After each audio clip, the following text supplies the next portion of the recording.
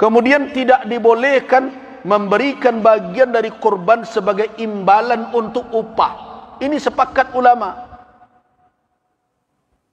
Dalam penyelenggaraan penyembelihannya, baik kepada pekerja termasuk panitia.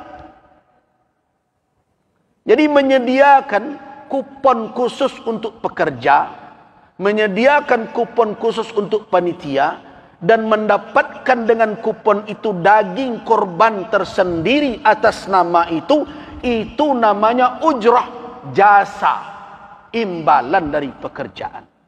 Itu dilarang oleh Nabi. Seluruh mazhab mengatakan terlarang. Ambo heran, kini ada orang nan anggan mengarajuan itu, ndak amuh. Dengan berbagai alasan, la tabiaso disiko. Mana yang lebih tinggi? Petunjuk Rasul dibandingkan kebiasaan awak.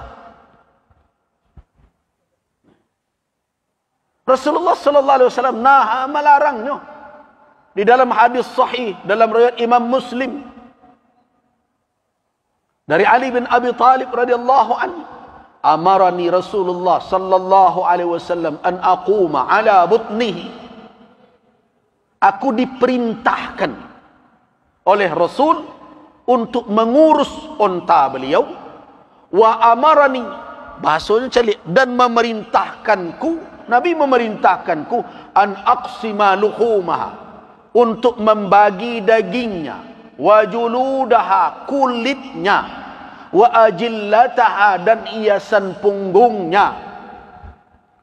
Jadi untuk korban tu biasanya diselimuti pakai kulit binatang pula, sehingga gagah bentuknya. Disiarkan seperti itu. Ajo kulit pelampok punggungnya tu harus dibagi pula tu. Perintah Nabi kepada Ali. Dan memerintahkan pula Nabi, perintah Nabi berikutnya, wa alla u'tiyal jazzara. Dan Nabi memerintahkan jangan saya berikan tukang jagal. Itu pekerja tadi. Minha syai'an, sedikit pun dari kurban itu. Fi jizaratiha, dalam penyembelihan pengelolaannya itu. Wa qala, dan Nabi berkata, nahnu nu'tihi min indina, kami membayar dari kami agihkan dari kami, jadi itu agihkan. Di malai ragunya tu. Anak-anaknya kadang-kadang babawa istilah-istilah lain. Indak bu ya, kau gotong royong saja kau. Jadilah kau yo gotong royong. Kalau ndak dapat ndak dapat tu singguang wak. Tu dak gotong royong namanya tu.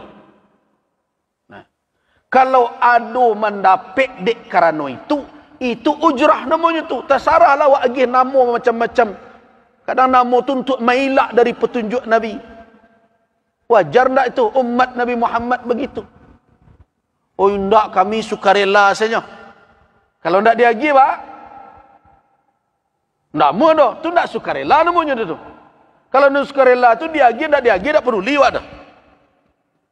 Tapi ini kupon kau khusus kau untuk pekerja, kau untuk panitia.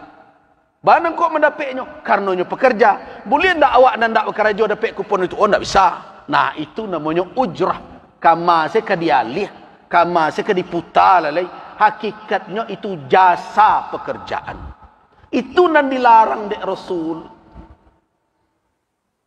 Tapi bukan berarti orang itu ndak boleh mendapat upah. Boleh. Tapi indak dari korban tu. Nabi mengecekkan, nahnu nu'tihi, kami maginya. Nah berarti harus disediakan jasa itu oleh nan punya korban. Waduh nandak namu panitia peserta tu ustaz, ya. Ya ndak berang-berang tak masalah dah ndak namuhnya. Agian jawi kayaknya. Aku jawi ibu Bantailah surang. Kulitilah surang. Cancanglah surang, bagianlah surang. Selesai masalah. Karena nan tersuruh menyembelih, nan tersuruh menguliti, nan tersuruh membagikan sia. Orang yang berkorban bukan panitia. Panitia itu menjalankan berdasarkan amanah, berbentuk perwakilan. Kalau tidak namanya menanggung itu, berarti tidak bisa diterima perwakilannya. Jadi kadang-kadang awak tidak mempedomani petunjuk itu. Bakarih jo caru awak dengan berbagai alasan. Mana kau tidak sami'na wa ata'na sejawab? Nah, berikan jasa orang yang bekerja tadi. Lebihkan 1.000, 200.000 per orang. Lah dapat berapa tu? Sudah hampir ratui. 100.000 saja lah 700.000. Siku jawi. Berikanlah agak 300.000, 400.000. Berapa orang? Bisa pembali minyak dan berbagai macam. Tapi untuk jatah dia sebagai warga, berhaknya dapat. Karena itu bukan imbalan kerja. Silakanlah. Sebagai warganya berhak mendapat kupon biasa, silakan. Tapi atas nama pekerjaan dia tidak boleh menerima dari kurban itu. Termasuk kulitnya. Nah ada jua nak bakare. Oh kami nak iyo jo dagiang. Boleh. Ada caranya. Lebihkanlah. Kadang kurban di tempat itu sampai 10 ekor bagai. Kadang lebih 10 ekor. Kalau dilebihkan 100.000 surang untuk pekerja, seekor jawi berapa tu? 700. Kalau ada 10 berapa? 7 juta. Nah 7 juta tu balian jawi seekor. Kan dapat jawi seekor lagi. Tak perlu lo bersyarat umur dia tu. Karena nyo ndak untuk korban dah. Nah, sapi nan di Bali, jawi nan di Bali untuk pekerja tadi, bantai lo ketika itu. Nah, jadikan daging itu untuk upah. Tapi awak selamat dari larangan Nabi. Baitu bertakwa dalam beribadah. Berusaha untuk sam'an wa ta'atan. Itu takwa. Tapi kalau indah juga lah berbagai cara ditunjukkan, berarti kebangkangan kepada petunjuk syariat dan ada dalam diri itu. Boleh nak jawi ko solusinya. Bali lah jawi itu. Jo pitih upah kuah nalah disediakan dari peserta. 10 ekor jawi siko. Satu sapi 700.000. Karena lah dilabih 100 orang kan 7 orang. Kali 10 lah 7 juta. Balianlah jawi gak 4 juta kan cukup gadang jawi. Sembelih ketika itu. Daging dan jawi itu pakai untuk upah. Anda terlanggar larangan Nabi SAW. Nah kemudian bagaimana dengan kulit? Kulit dilarang dijual oleh peserta kurban dan panitia. Kenapa? Karena panitia itu wakil peserta. Kalau panitia nak menjual, sama jo peserta nak menjual. Nah, kenapa begitu? Wakil itu bertindak atas nama yang mewakilkan. Sama jo orang mewakilkan nikah. Kalau ada orang ke menikah, diwakilkan misalnya ke seseorang. Akhirnya, tiko ijab kabul, aku terima menikahi anak bapa. Mewakili kawan nambo sianu dengan maharnya sekian tunai. Kamu itu kan? Sianu menikah. Orang nama salam tu kah? Atau kawan yang diwakilnya? Kawan yang diwakilnya jadi bawa lebih ni orang. Kau tindakan wakil, tindakan nama wakilkan. Jadi kalau panitia nak menjual, sianu menjual sebenarnya? Peserta. Kan dilarang dek Nabi.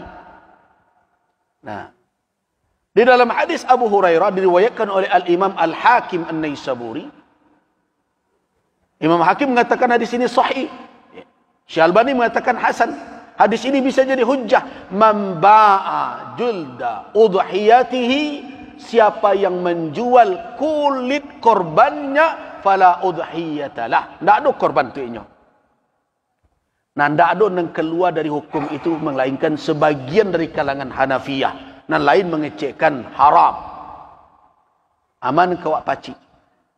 Tentu lebih kuat hukum dan mengecekkan dilarang. Tapi bajak kulit ko caranya.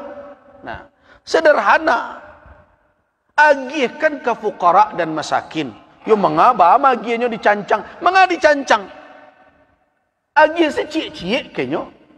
Pilih orang fakir miskin nan mungkin yo sama dapat jo nalin 1,5 kilo atau 2 kilo atau 1 kilo, tetapi keluarganya jauh lebih besar, kondisi lebih parah. Nah, agi kuah kulit Jawi. Nyo tanyo, kamanga de ambo dak pandai memolahnya depak panitia. Nantilah kok tiba orang membeli jual dia awak. Orang yang menerima tidak dilarang menjual. Asalahnya kan masalahnya ndak buntu sadonyo do. Cuma kadang perangai panitia ku ada ndak ka diatur-atur. Itu masalahnya. Itu masalahnya. Berarti ketundukan kepada petunjuk syariat nan ndak ada. Supaya lebih aman, jalannya. Sudahlah, terima orang. Kau mari, pak berapa orang? Aku kulit 10 pak 10 orang. Ambil cik seorang. Kau kami, tu ada orang kembali kulit dah. Pak lah beretongnya, dah sarah repak lah sinan. Kalau itu dilakukan melanggar, tak? Tak ada melanggar. Kenapa? Karena orang sudah menerima berhak untuk menjual. Nan hebat bana kini, kulit kau dijawi jual lagi. Ala dijualnya kurang. Luntangga dari Jawi lejuanya, terima biti. Dan berbagai macam. Nah, Bapak dan Ibu jamaah rahimakumullah. Banyak lagi sebenarnya yang perlu kita perbaiki. Cara pemberian. Kadang dek karano caru awak tu ada lu nandak tapi orang fakir, orang miskin dan tahari lah. Nanti lecehkan. Orang diaruk kadang-kadang berdasaknya. Basasaknya.